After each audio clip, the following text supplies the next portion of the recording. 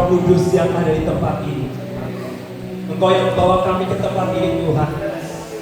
Karena namamu yang selalu ditinggikan hanya nama Yesus Kristus. Tidak ada yang lain Bapa. Selain Kau tidak ada yang lain yang ada di muka bumi ini Bapa. Yang kami tinggikan hanya Engkau Tuhan. Tidak ada Allah lain Tuhan selain Engkau. Yang ada kepada kami Tuhan baik di bumi maupun di surga hanya Allah Engkau. Hanyalah Kau satu-satunya, tidak ada Allah yang lain. Ampuni kami jikalau kami selama ini mendoakan hati Tuhan. Kami bercabang hati Tuhan. Ampuni kami Tuhan. Kami mau mengubah hidup kami bersama Roh Kudus. Roh Kudus ambil alih. Ada kuasa-kuasa yang akan mengganggu ini Tuhan, yang bukan berasal dari Roh Kudus. Kami singkirkan semua di dalam nama Tuhan Yesus Kristus. Hanya Roh Kudus yang bekerja di tempat ini. Roh Kudus yang bekerja sepenuhnya di ruangan ini.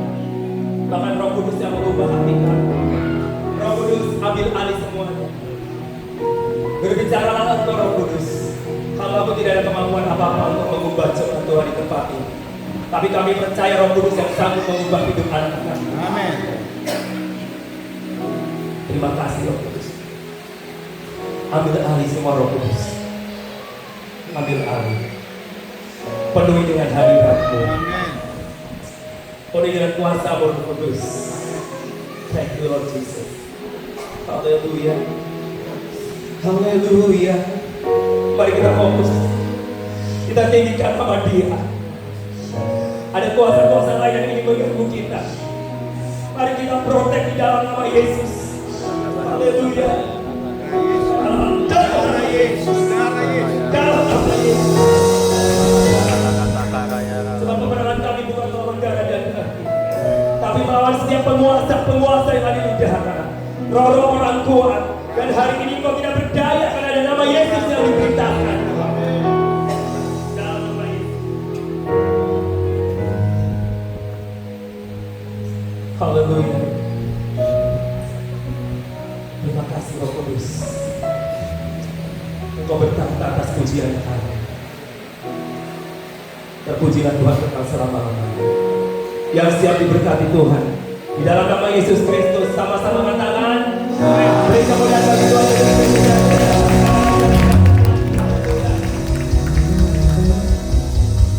Silakan duduk.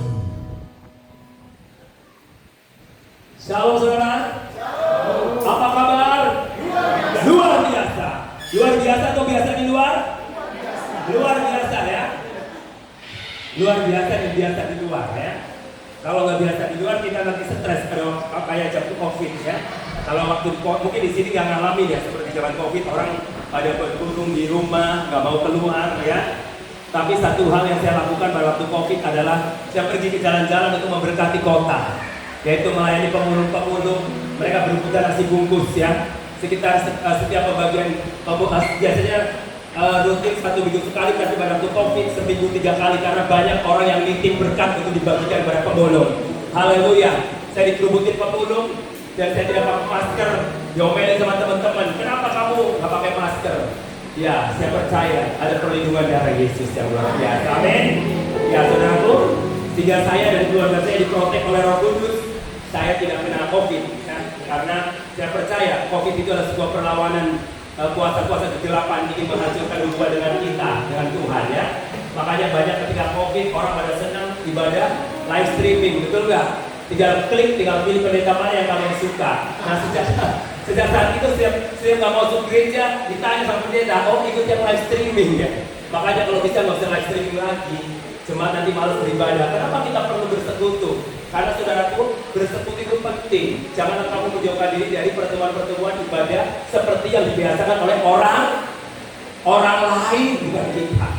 Jadi mereka saja, bukan kita. Katakan, bukan saya itu. Bukan saya. Dan katakan kita, bukan kamu juga. Karena aku di sini. Yes, ya. Terima kasih bagi Yesus Kristus. Ya. Dan senang sekali berada di tempat ini. Terima kasih untuk Pastor Robi yang sudah membawa kami ke tempat ini. Dan terima kasih Pastor Cornelius yang sudah berikan kesempatan. Dan juga Brother Benny yang sudah mengantar driver ke tempat ini ya. dengan jalan yang bergelombang. Tapi luar biasa. Saya percaya bahwa ada satu terobosan yang luar biasa buat daerah Pahawan.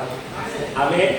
Ya, karena anak tadi seperti pujian tadi bahwa bagi bangsa ini aku berdiri, bagi Palangkaraya aku berdiri, dan bagi Pahawan aku berdiri, bagi Kalimantan Tengah aku berdiri. Setiap anak Tuhan berdiri untuk setiap kotanya masing-masing dan berdiri untuk Indonesia. Ketika anak-anak Tuhan berdiri untuk bangsa ini, untuk negeri ini, dan untuk kota kita tercinta, saya percaya gelombang tsunami awasan Tuhan terjadi. Mulai dari Palangkaraya, Pahawan sampai ke ujung bumi. Nama Tuhan ditinggikan karena tidak ada nama lain di bawah langit ini yang di dalamnya ada keselamatan selain nama Yesus.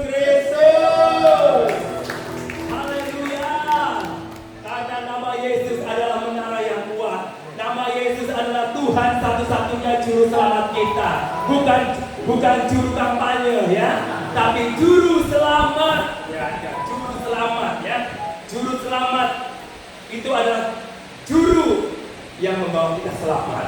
Berarti gak ada yang lain. Saya mau tanya, Yesus itu satu-satunya juru selamat atau salah satu? Satu-satunya. Siapa yang setuju satu-satunya angkat tangan? Yes. Kalau salah satu berarti ada yang lain. Maka dari itu ketika engkau sudah jatuh cinta pada Yesus, jangan ada yang lain ya. Jangan ada yang lain. Karena Yesus tidak mau diduakan. Dan dia sangat cemburu kalau kamu pacaran dengan ilah lain ya. Ya, coba mahasiswa, kamu udah punya pacar belum? Hah? Oh belum ya. Yang sudah punya pacar siapa coba? Mahasiswa. Seandainya pacar kamu gandengan dengan orang lain, cemburu nggak? Hah? Oh, ya, Agus, ya, Markus, ya, Markus, kalau pacarku gandengan dengan yang lain, cemburu nggak? Nah, itu jujur ya. Nah, Tuhan juga cemburu ketika kita gandengan dengan ilah lain. Jadi, ketika kita berjumpa dengan Yesus, yang lain buang semuanya, karena itu adalah sampah. Di dunia ini tidak ada roh orang tua. Di dunia ini tidak ada yang lebih kuat dari Yesus. Hanya Yesus menara yang kuat, kota benteng kita, perisai kita, dan dia Allah yang dahsyat dan luar biasa, yang bisa mengalahkan ilah-ilah lain. Sehingga engkau tidak perlu percaya pada ilah-ilah lain, karena hanya satu Allah, Yesus Kristus, dialah Tuhan dan Juru Selamat kita. Ya, saudara, kenapa saya berkata seperti itu? Karena saya sendiri berasal dari keluarga Muslim ya.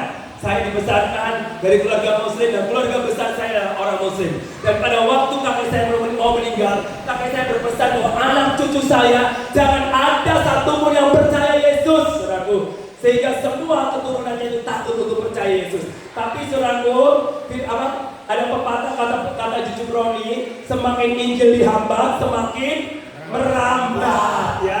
Jadi kuasa Injil itu tidak bisa dibendung. Dan ketika ini dimulai dari pertobatan kakak saya yang sekarang sudah jadi pendeta ya.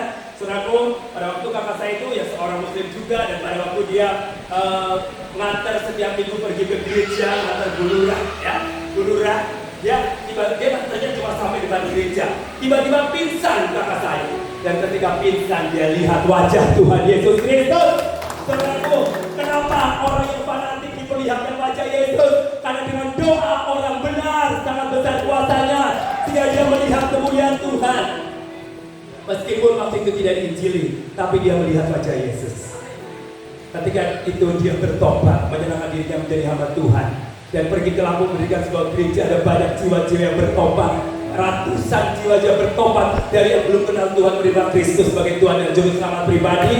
Dan bahkan sekarang dia sudah menyebarkan Injil kemana-mana, dan diaspora gerejanya ada di Halmahera, ada di Bengkulu, ada di daerah-daerah lain, saudaraku. Dia tidak lulus sekolah teologi ya.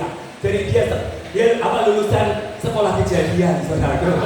Jadi tahu sekolah kejadian, jadi pendeta kejadian ya. Jadi gak proses sekolah teologi seperti saya, seperti Pastor Robi, mungkin pastor yang lain. Kakak saya itu pendeta kejadian, saudaraku.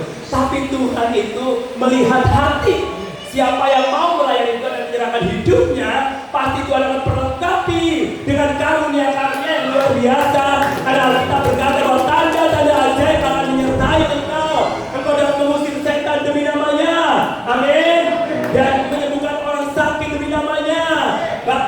kita menginjak ular dan bala jengking, dan sekalipun kita minum racun maut dan kita tidak kena celaka, karena Tuhan menyertai saudara. Ya, haleluya. Makanya saudaraku, Yesus diberi nama Immanuel, artinya Allah beserta dengan kita, seperti nama Pak Immanuel Benny ya. Allah menyertai kita kemanapun kita pergi, Dia bersama dengan kita. Makanya saudaraku, seringkali mungkin suamimu tidak bersama dengan kita, istrimu tidak bersama dengan kita, anak-anakmu tidak bersama dengan kita, tapi Yesus selalu bersama dengan saya dan saudara, dan Dia tidak pernah tinggalkan kita sendirian. Saudaraku, kalau saya tadi Yeremia Romelani ya, aslinya sebagai Romel ya, tahu Romel? Lahir saya di bulan Ramadan, artinya rongsokan. Kalau rongsokan? Rongsokan itu barang-barang yang sudah tidak kepakai. Tetapi setelah saya berjumpa dengan Yesus, dari rongsokan saya menjadi mutiara. Amin. Ya, kenapa? Karena Yesus sudah bayar lunas, tidak dikredit, saudaraku. Ya. Kalau saudara masih punya mobil kredit, saya punya mobil juga kredit, saudara. Tapi enggak, mungkin di sini karena tambah emas, mobilnya semua cash and carry ya. Kalau di Jawa di kredit, saudaraku, ada yang kredit motor di sini? Nggak ada ya. Ada yang kredit mobil? Ya, saya kredit mobil tidak dicicil terus. Tapi saudaraku, engkau dan saya tidak dikredit oleh Yesus. Dia bayar lunas dengan kematiannya di atas kayu salib, dengan darah yang terlalu mahal. Darah Yesus untuk menyucikan kita dan membalas kita, Tuhan. Makanya saudaraku, engkau adalah orang-orang yang termahal di dunia ini. Katakan diri kamu, engkau orang yang mahal. Makanya jangan murahan. Katakan anak-anak muda, engkau anak muda yang mahal ya. Jadi jangan murahan. Kamu murahan, jangan diobral, karena kau adalah anak Tuhan, sudah dibayar lunas tunai, cash and carry sama Yesus Kristus yang Dia mati di atas kayu salib. Nah, setelah ketiga, saya diinjili kurang lebih 6 tahun oleh kakak saya. Akhirnya saya percaya Yesus ya. Mendengarkan satu pujian, dalam Yesus kita bersedia. Coba nyanyi. Dalam Yesus kita bersaudara. Ayo berdiri dong. Dalam Yesus kita bersaudara. Dalam Yesus kita bersaudara, sekarang dan selamanya. Dalam Yesus kita bersaudara. Ayo sama-sama. Dalam Yesus ada cinta kasih, ada cinta kasih. Dalam Yesus ada cinta kasih. Dalam Yesus ada cinta kasih, sekarang dan selamanya. Dalam Yesus ada cinta kasih. Bapak silakan diulangannya. Saya sangat sedih sekali ketika melihat anak-anak Tuhan bermusuhan. Gereja Tuhan bermusuhan, antar denominasi saling bermusuhan. Karena beda doktrin kita bermusuhan, saudaraku. Padahal saya bertobat karena melihat orang Kristen hidup rukun dan damai, bersatu di dalam hati Kristus. Itu yang membuat saya percaya Yesus. Dan saya bilang Kristus umur 18 tahun, dan saya berkata bahwa ini adalah hujan berkah. Buat pahlawan, hujan berkah surga untuk pahlawan. Amin. Yes. Oke. Mungkin boleh ditutup pintu depan, orang-orang suruh masuk semuanya. Oke. Haleluya. Ya, saudara, saya bilang begini. Kenapa saya pilih Yesus? Yang pertama membuat saya jatuh cinta sama Yesus karena Yesus adalah Tuhan satu-satunya, tidak ada yang lain. Yang kedua, saya percaya ketika saya berjumpa dengan Yesus, menerima Kristus, hidup saya ketika saya mati pasti masuk surga. Yang ketiga, saya bebas makan daging babi. Jadi jasmani dan rohani saya dapat, saudaraku. Ya, kenapa? Karena gak rugi ikut Yesus. Tapi yang luar biasa yang membuat saya ketika saya bertemu dengan Yesus adalah ketenangan batinia. damai sejahtera yang luar biasa yang saya miliki, yang dulunya tidak saya punya. Tetapi setelah bertemu dengan Yesus, ada perubahan secara radikal, bahwa hidup saya benar-benar mengalami perubahan. Hati saya mengalami damai yang luar biasa yang saya tidak pernah temukan selama ini. Dan istri saya satu, ya. Satu, kalau dua nggak mungkin. Kalau dua nggak mungkin saya berdiri di sini, ya. Anak saya satu, anak saya itu kebetulan ya ikut sama saya. Haleluya. Terima kasih. Anak saya baru lulus kuliah dan kemudian sudah bekerja. Nah, kemarin libur di Jakarta, dia suruh terbang ke Palangkaraya. Katanya mau melihat kota Palangkaraya, ya. Saya percaya Palangkaraya penuh kemuliaan Tuhan. Amin. Ya. Puji Tuhan. Ini juga berkat Tuhan, anak saya baru lulus bulan Juli dan belum lama di rumah 6 hari udah perusahaan cari udah bekerja, ya. Haleluya. Sehingga cari uang sendiri, ya. Jadi papanya udah lumayan bebas dari uang. Dia kuliah di Brawijaya jurusan arsitek. Jadi mungkin teman-teman yang mau bangun tinggal suruh gambar aja sama anak saya. Saudara yang dikasihi dalam nama Tuhan Yesus Kristus, mari kita membaca Alkitab kita di dalam Kisah Para Rasul 16. Kisah Para Rasul 16 ayat 29 sampai dengan ayat yang ke-32.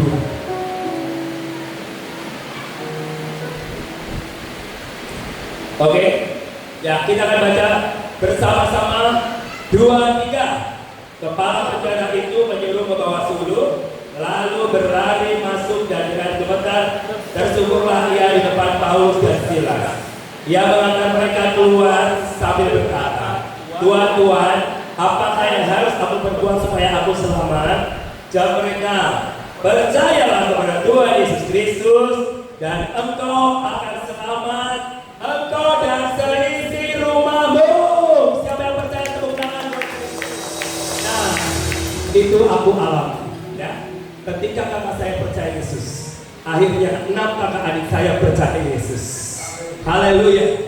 Dan tinggal 2 kakak saya belum percaya Yesus, tapi sudah dipanggil Tuhan 1, dan tinggal 1 keluarga yang belum percaya Yesus dari 8 bersaudara satu. Dan ibu saya umur, setelah saya percaya selama 23 tahun, ibu saya percaya Yesus sebagai Tuhan dan Juru Selamat pribadi dari mengalami mujizat. Ibu saya jatuh dari tempat tidur dan tulangnya retak. Pada waktu mau saya bawa ke rumah sakit itu dioperasi, ibu saya nggak mau. Dia bilang, doakan dengan Tuhanmu. Kalau aku sembuh berarti aku mau percaya ke Yesus. Saudaraku, ketika aku doakan dan kemudian dia mengalami kesembuhan yang luar biasa, tulang yang retak kembali pulih. Padahal udah usia tua lansia, tapi pulih. Saudaraku, kalau bukan karena Tuhan Yesus gak mungkin terjadi. Kalau udah usia lanjut, usia sangat sulit sekali itu tulang retak kembali ketika retak. Tapi karena nama Yesus bagi Tuhan tidak ada yang mustahil. Semua pasti terjadi. Saudaraku, akhirnya yang menerima Kristus. Ketika menerima Kristus, dia bersuka cita, dia bikin syukuran, tetangga-tetangga dikirim nasi box semuanya, bahwa saya sudah menjadi orang Kristen. Haleluya, amin ya Tuhan.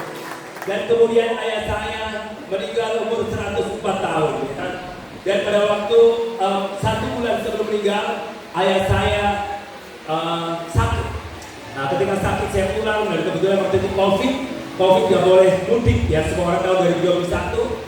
Dan saya berdoa, Tuhan gimana caranya pulang, karena pemerintah larang kita mudik pulang, karena jarak Sukabumi ke daerah kota kelahiran saya itu Gombong sekitar 8 jam, ya, 8 jam sampai 10 jam. Kalau macet 12 jam, bahkan pernah 24 jam.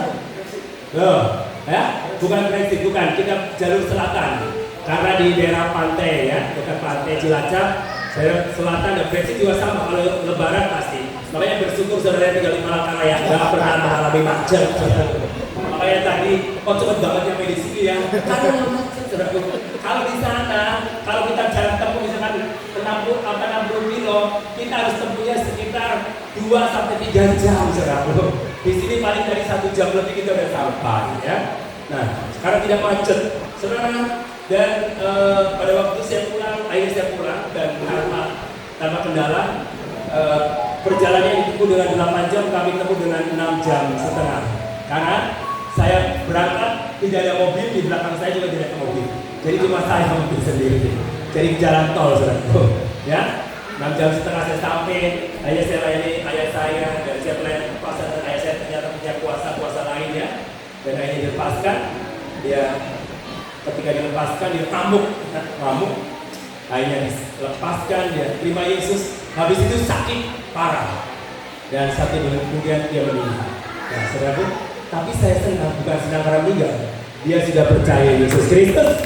Saudaraku, kemudian keluarga saya dari Papua dan telepon, jangan dikubur secara Muslim katanya. Oh nggak apa-apa, silakan aja, yang penting jiwa rohnya sudah kembali kepada apa di surga. Tubuhnya mau diapain itu nggak masalah, mau dicincang, mau dibakar, terserah ya kan. Ya, tapi yang penting roh dan jiwanya udah kembali ke Tuhan Bapa di surga. Jadi masalah jasad nggak usah perlu ribut ya. Ngapain kita ribut? Yang diributkan pada waktu dia belum bertobat perlu diselamatkan. Ya, ayah saya dan ibu saya diselamatkan. Inilah ayat yang membuat saya imani dengan perkataan dengan iman bahwa ketika satu orang percaya di dalam rumah kita, maka seisi rumahnya akan diselamatkan. Amin. Dan inilah iman yang dinyatakan oleh Paulus kepada kepala penjara yang ada di Filipi. Pada waktu kepala penjara di Filipi tugasnya menjaga Paulus. Kenapa Paulus dan Silas di penjara?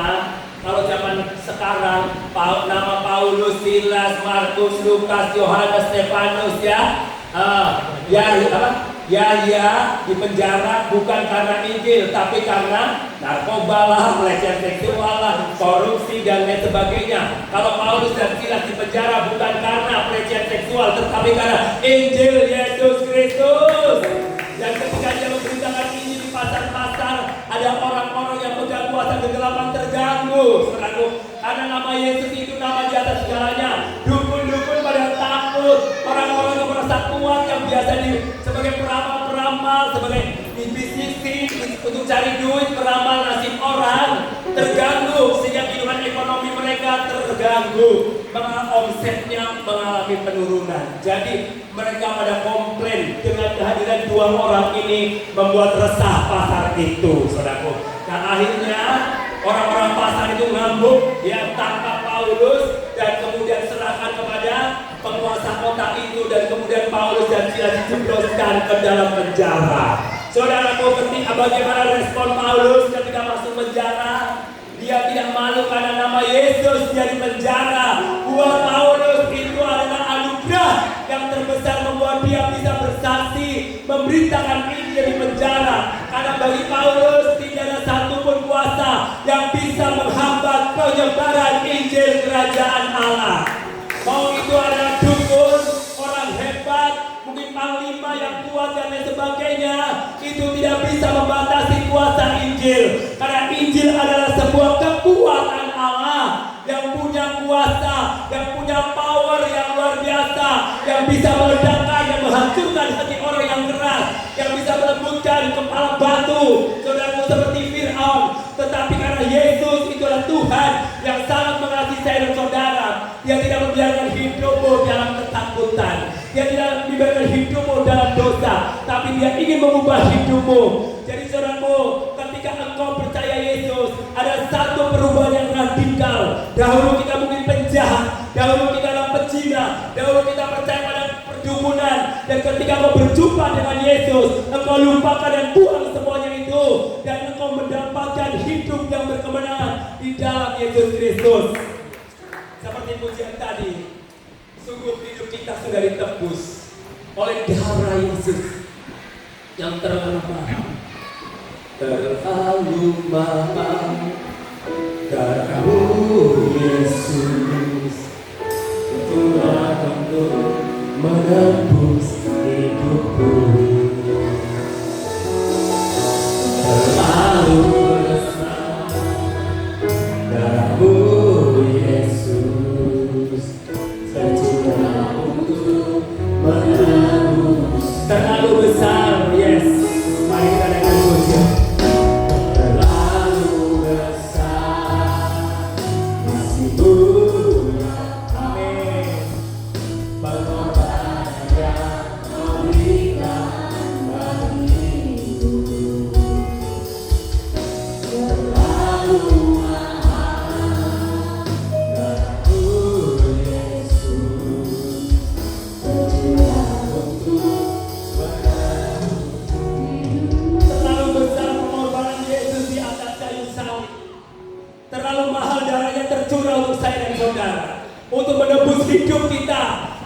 berlumpur dosa. Dan saat ini Tuhan jadikan kita menjadi orang yang sangat berharga.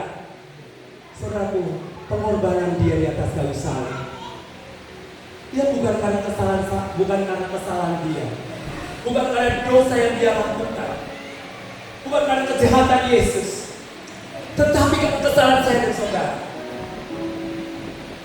Aku berteman dengan bapak ini.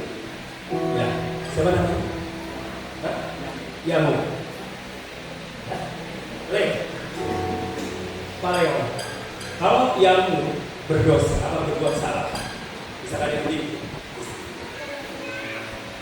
terus kamu mau nggak tanggung kesalahan itu? Mau nggak? Kenapa nggak mau tanggung kesalahan Yamu? Dia yang buat salah, berarti Paleo itu normal. Ya, ada yang siap menanggung kesalahan temanmu lalu mendekat, angkat tangan? Tidak ada, berarti kamu semua normal. Amin. Normal. Tapi Yesus abnormal. Kasihnya abnormal. Kenapa saya katakan kasihnya abnormal? Kamu yang salah, kamu yang jahat, kamu yang penipu, yang suka berbohong, yang suka berzina, bahkan suka melakukan kejahatan, meskipun mungkin istrimu atau suamimu atau anak-anakmu gak tahu, tapi Tuhan dia tahu. Tapi Tuhan Yesus mau tanggung karena kejahatanmu. Itulah yang disebut kasih agape, kasih abnormal, artinya kasih di atas rata-rata. Tuhan berkata, kenapa kasih abnormal? Ketika engkau ditampar pipi kiri, berikan apa? Yes. Normalnya apa? Kalau kamu ditampar, Pak Cornelius, kalau Pak Cornelius ditampar sama orang, normalnya apa Pak Cornelius? Ya, betul, jujur, karena normal, betul nggak? Yes. Kalau ada musuh, kalau misalkan kamu berkeluarga, bapak yang berkeluarga, nah, tiba-tiba istri bapak selingkuh, misalnya, terus selingkuhannya satu gereja lagi, kira-kira gimana Pak? Kabur paling. Mau mengampuni dia nggak? Doainnya diberkati atau dihancur?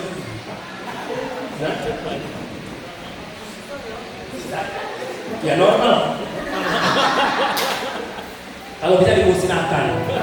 Dan kalau nggak mau pindah dibinasakan. Itu normalnya. Tapi Yesus tidak. Berkati yang usul. Itulah kekristenan. Kalau jadi orang Kristen pergi tiap hari Minggu ibadah itu gampang. Pimpin ujian itu gampang. Main di situ gampang. Khotbah seperti saya, Pak Cornelius itu gampang. Tinggal baca cuap-cuap kita gampang ngomong. Tapi melakukannya susah ya. Yes? Ya, bayangin. Musuh datang ke gereja kita. Musuhnya. Udah pernah lukai hati kita. Bisa kita berpelukan, welcome. Yes. Sulit. Tapi saya percaya ketika kau mengaku diri kau adalah orang percaya Yesus. Engkau murid Yesus. Engkau menyadar dirimu, menyadar keegoisan kamu, dan kau rela memberikan hidupnya. Yesus saja yang memberikan nyawanya untuk kita, dan kita juga rela memberikan hidup kita. Karena tadi pujian tadi mengatakan suka-sukamu Tuhan, suka-sukamu Tuhan, suka-sukamu Tuhan, suka-sukamu Tuhan. Jadi saudara jangan komplain dengan Tuhan. Kalau kau bisa nyanyi katakan suka-sukamu Tuhan, Tuhan mau buat apa sama kita, kita harus rela. Tapi yang pasti rancangan Tuhan yang terbaik buat saya dan saudara. Dia tidak pernah memberikan rancangan kecelakaan, dia tidak pernah memberikan rancangan mana bahaya, tapi rancangan Tuhan buat kita rancangan damai sejahtera. Masa depan kita adalah masa depan yang penuh dengan harapan. Oleh sebab itu saya berkata, sekali Yesus, tetap Yesus. Sekali Yesus, selamanya Yesus. Harapanku takkan hilang, karena kasih-Nya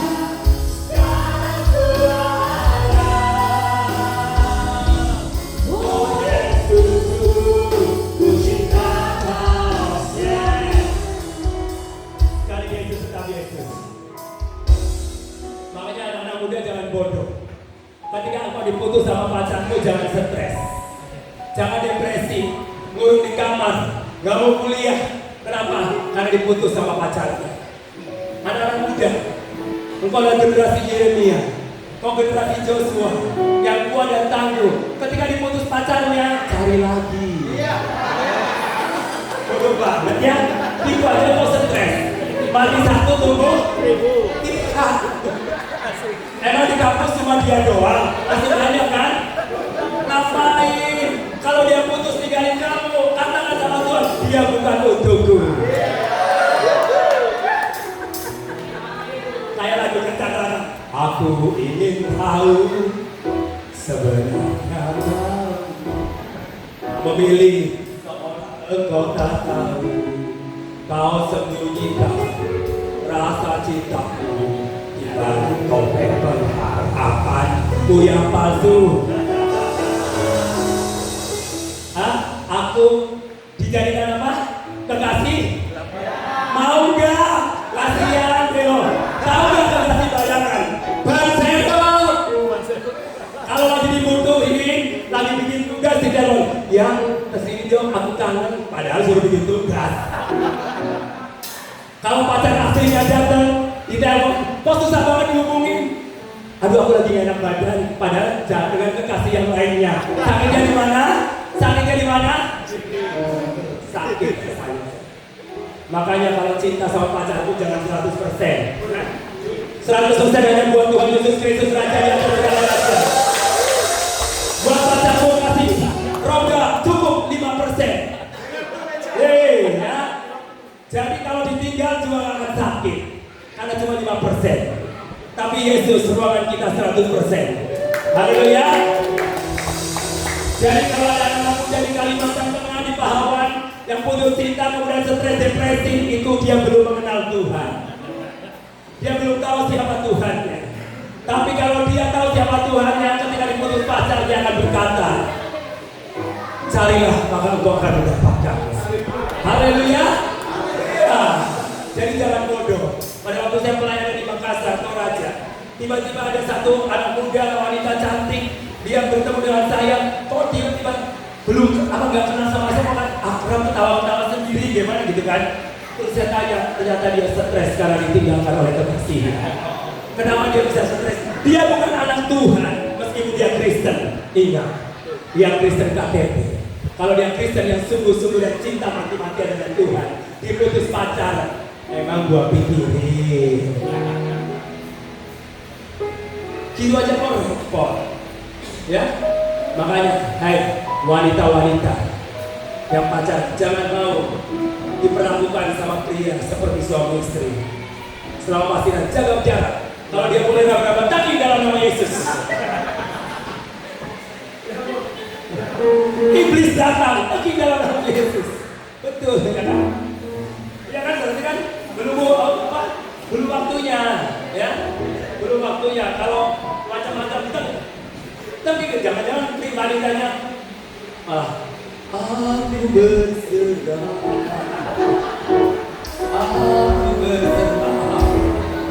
ya, dari pura-pura yang kalau di bus, naik bus berdua, belokan-belokan, yang cowoknya ada cewek cantik di pinggirnya, jauhkan dari pencobaan, ya, tinggal itu.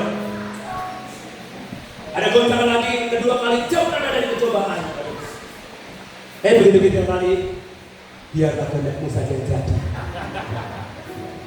Saya bilang pada saudara, ketika kita percaya ada perubahan radikal yang luar biasa.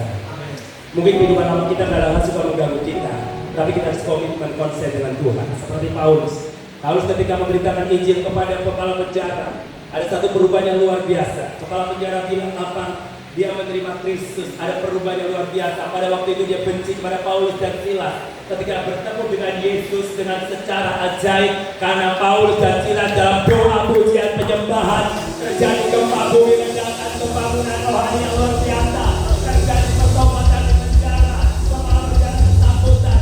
Tapi ketika dia bertanya apa yang harus berbuat, percayalah, maka engkau dan seisi rumahmu akan selamat.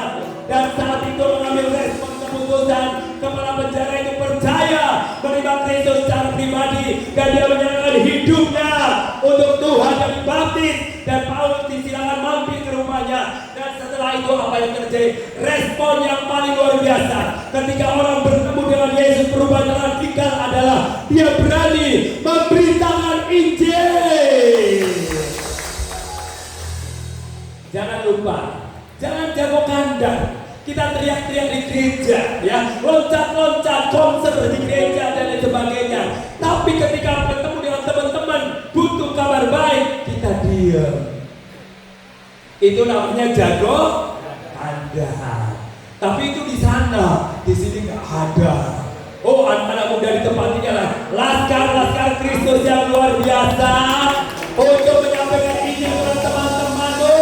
Karena semua orang berhak mendengar kabar baik Injil. Karena tanpa Injil itu tidak akan terjadi perubahan. Makanya Injil itulah yang mengubahkan hidup saya. Injil itulah yang mengubahkan keluarga saya. Sejak saya bertemu dengan Yesus, saya menyerahkan hidup saya untuk Tuhan. Makanya saya selalu suka dengan pujian tadi. Suka-suka buat Tuhan, terserah Tuhan mau apain saya. Yang pasti Tuhan itu adalah memberikan yang terbaik buat saya. Jadi gak usah ragu, gak usah takut. Oh soal apa? Oh soal pakaian, oh soal makanan, soal minuman, soal tempat tinggal. Gak usah khawatir ya. Burung-burung di udara tidak pernah menabur. Tuhan pelihara. Oleh Tuhan Bapa di surga pelihara burung itu. Apalagi kita manusia. Amin. Tuhan pelihara. Saudara camkan baik-baik. Ada perubahan radikal ketika kita bertobat dan kita tinggalkan hidup kita yang lama. Bukan hanya itu saja, kita menyerahkan hidup kita untuk memberitakan kabar baik. Memberitakan kabar baik itu siapa yang bertugas? Semua orang percaya. Dan kenapa jemaat itu potensi?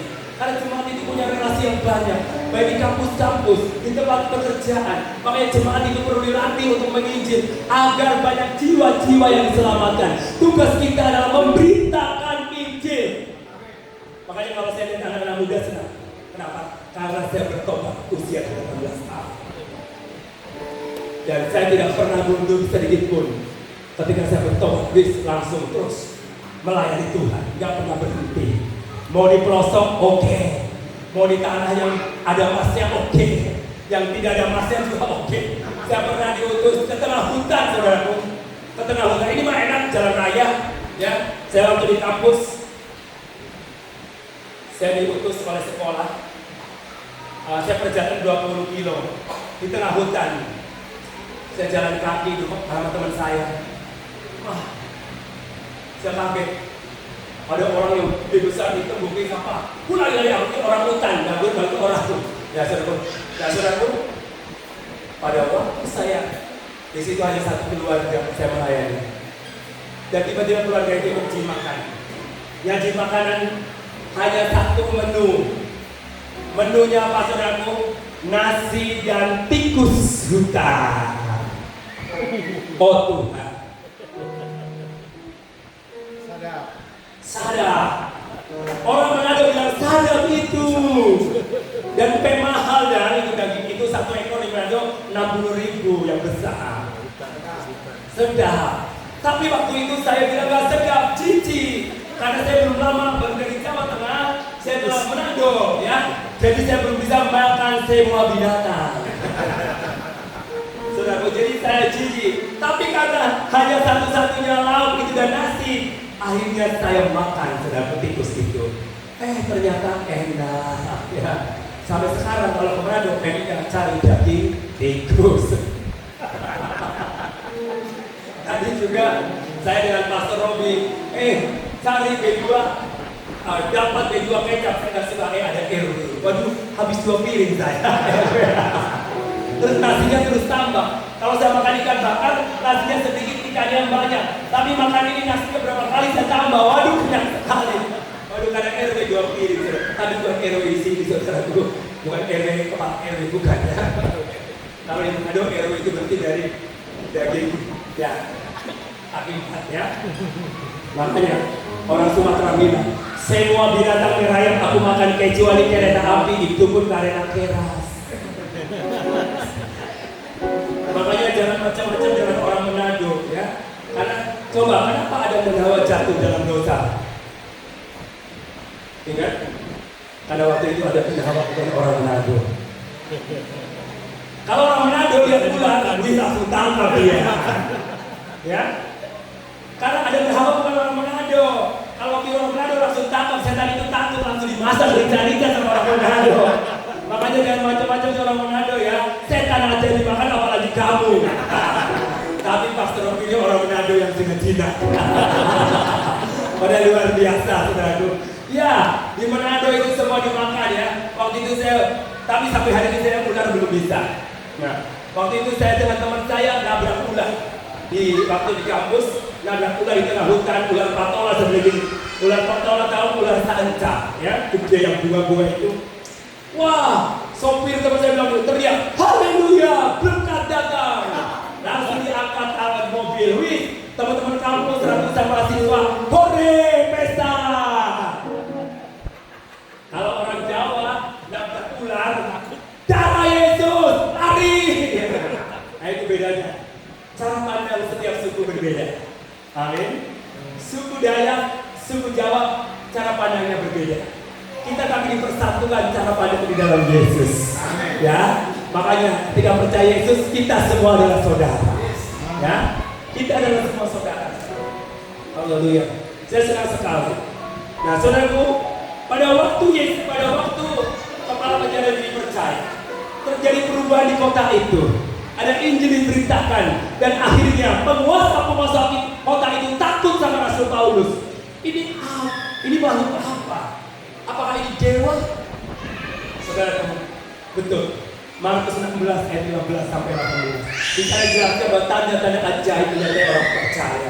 Menumbangkan tangan orang sakit itu akan sembuh. Mengusir setan demi namanya, setan itu akan lari.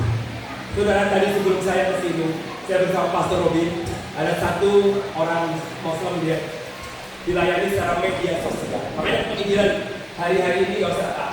Semua punya gadget, punya ya, punya HP. Nah, HP itu digunakan untuk menginjil. Jangan untuk pasang status ya, pasang status injil nggak apa-apa. Jangan baru diputus pacar, lonely pasang. Ngapain ya kan? Gak usah. Pasang status kebenaran firman Tuhan ya. Orang baca kebenaran firman Tuhan dia bertobat.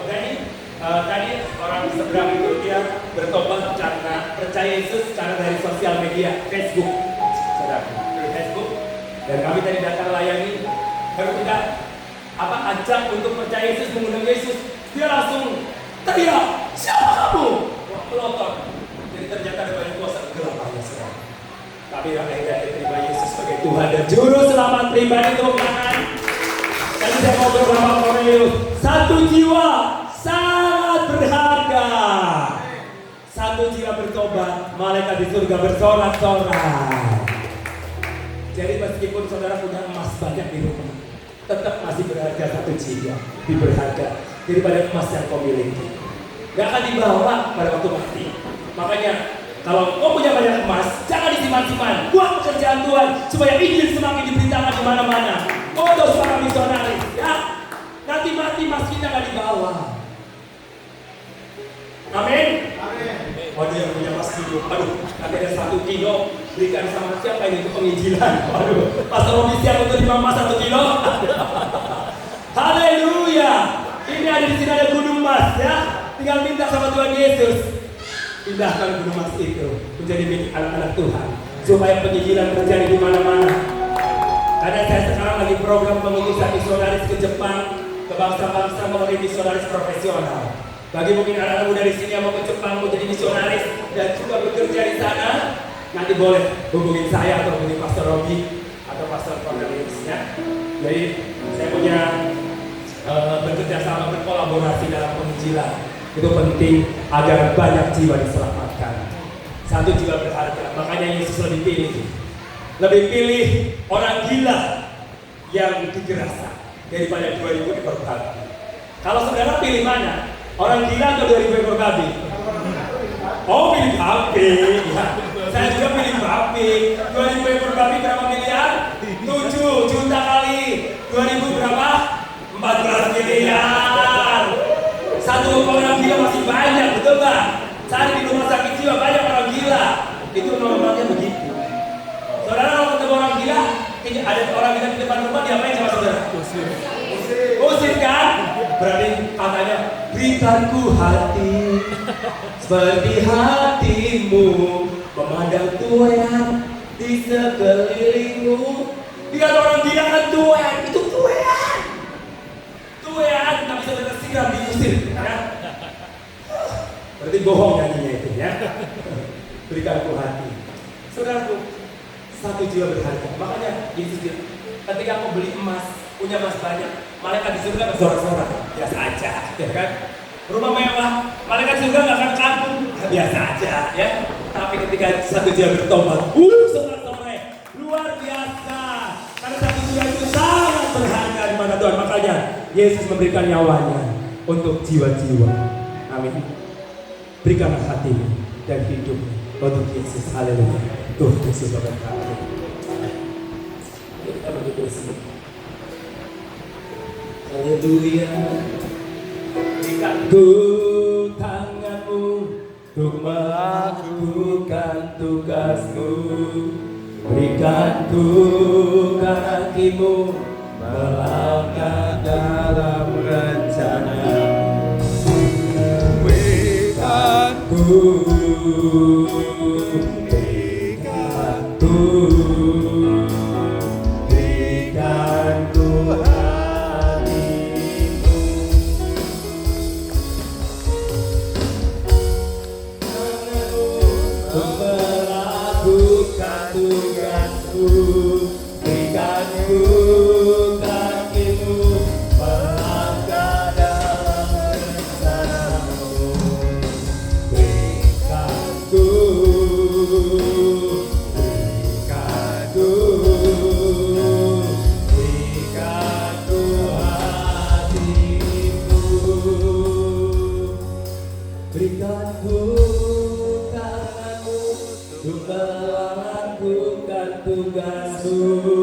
berikanku kakimu melangkah dalam rencanamu.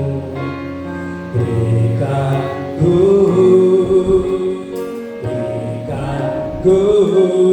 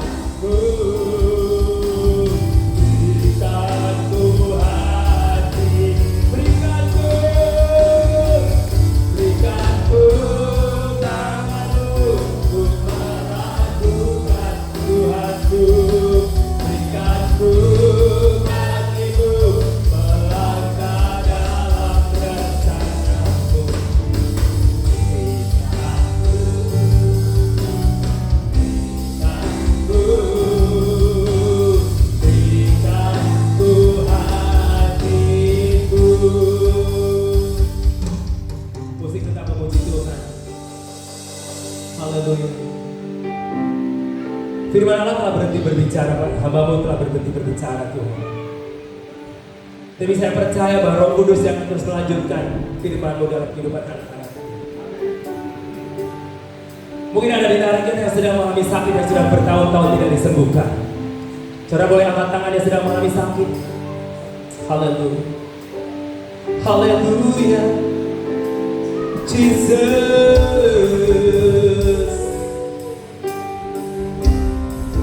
Silakan maju ke depan yang sakit, kita akan doakan bersama-sama. Maju ke depan yang sakit. Haleluya, Jesus. Yes. Oleh